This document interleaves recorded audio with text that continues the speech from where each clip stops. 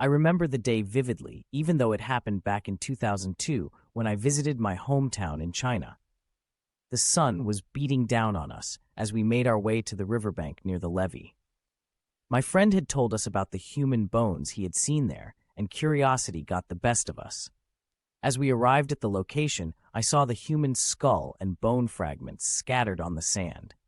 Without thinking, I picked up a branch and flung the skull into the river. But our attention was quickly diverted when we saw an old lady limping towards us on the top of the levee. She was dragging a burlap sack filled with cans, the metal clanking sound echoing in the air. It was strange, as we hadn't seen anyone on the top of the levee when we arrived. As the old lady got closer, she stopped and turned to face us. And then she started laughing, a hysterical sound that sent shivers down our spines. It was as if she was possessed, her eyes wild and unfocused. We were terrified, unsure of what to do. One of my friends started chanting a Buddhist mantra, hoping to ward off whatever evil presence had taken hold of the old lady. We all ran up the steps of the levee, desperate to get away from her.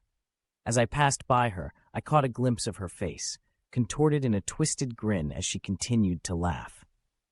We made it back to my friend's house, panting and out of breath. From the second-floor balcony, we could see the top of the levee, but the old lady was nowhere to be seen. It was impossible for her to have disappeared so quickly, especially with her limp.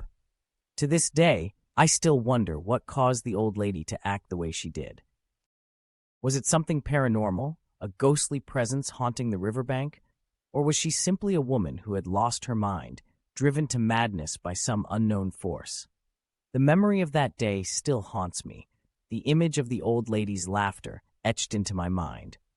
I may never know the truth behind her strange behavior, but one thing is for certain, that day at the riverbank near the levee will always stay with me, a reminder of the mysteries that lurk in the shadows of our world.